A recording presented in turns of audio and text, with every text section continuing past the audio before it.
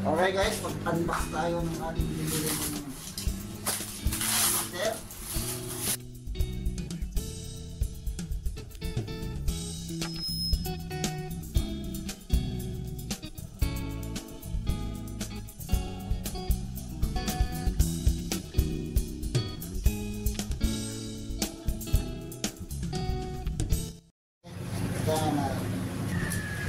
OR.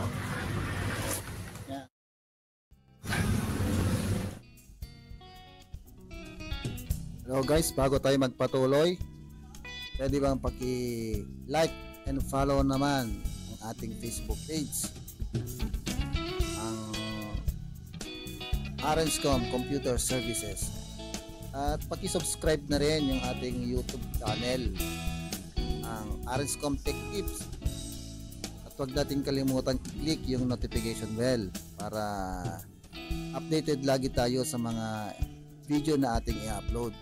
Okay guys, patuloy na tayo.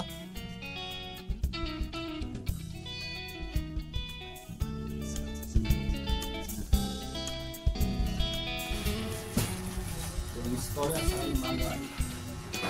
Installer manual. So, okay. Sanang king.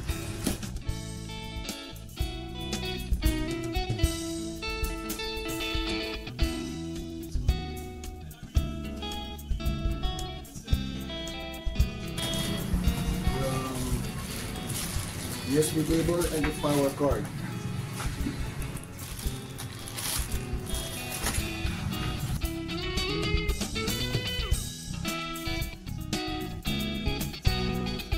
Tanggalin natin yung mga plastic, yung mga pop. Kailangan tanggalin.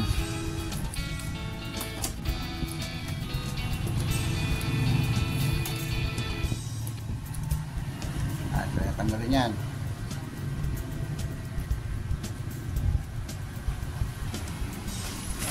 Okay guys, natanggal na yan para so, pangalawa natin gagawin, ilagyan natin yung ink tank ito.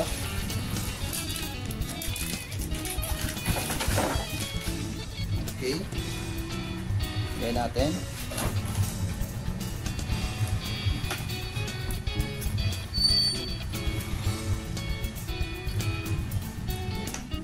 Susundan mo lang yung kulay. Drop.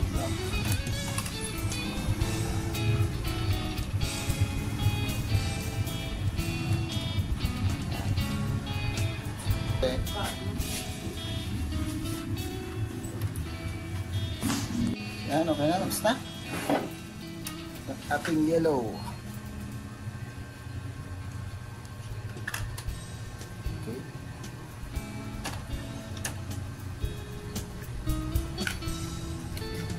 Next, sunod natin yung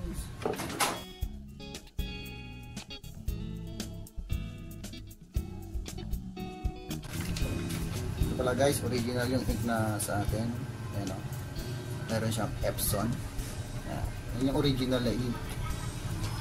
So, kaya gumamit ng hindi original, kailangan original ink natin para hindi masira yung ating printer head.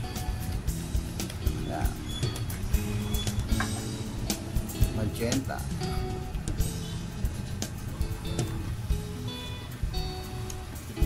Okay.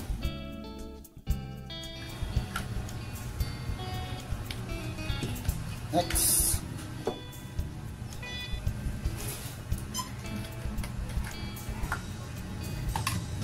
Yan. Sayang.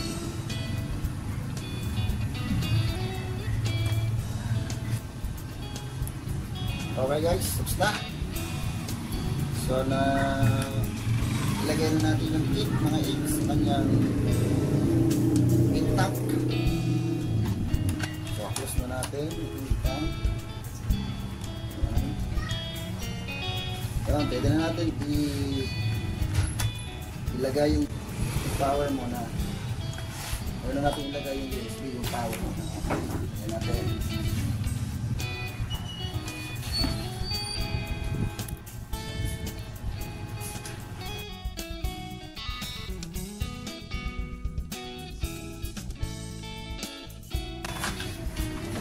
pindutin natin yung power button. Ito.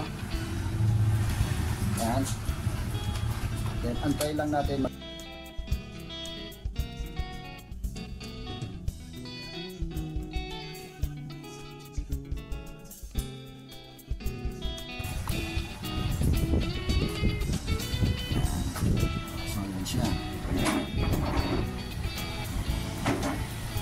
So para mag-charge din siya,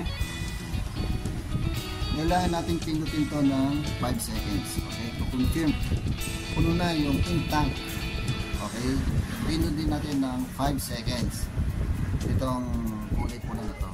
Okay, 5 seconds. 1, 2, 3, 4, 5. Okay, so, medyo matagal to guys, kailangan natin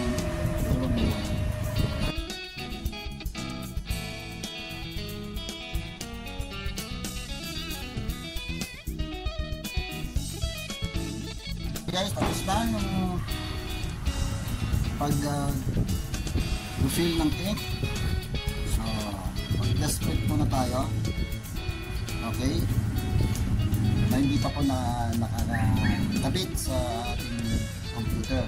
So pwede natin mag-print. So ang gagawin natin, patayin mo muna to, off natin. Yan. Then gagawin lang natin para makapag-test print tayo, magsabay natin pindutin itong power button saka to.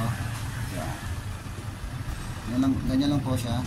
Pipindutin mo lang siyang ganon, magsabay lang po.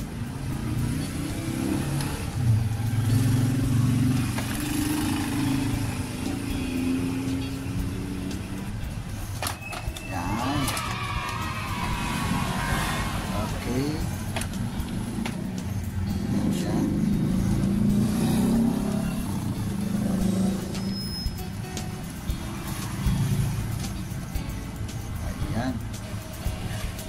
Okay, so successful.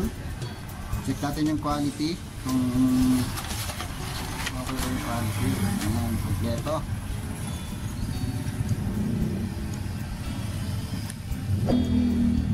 Okay, okay guys, successful.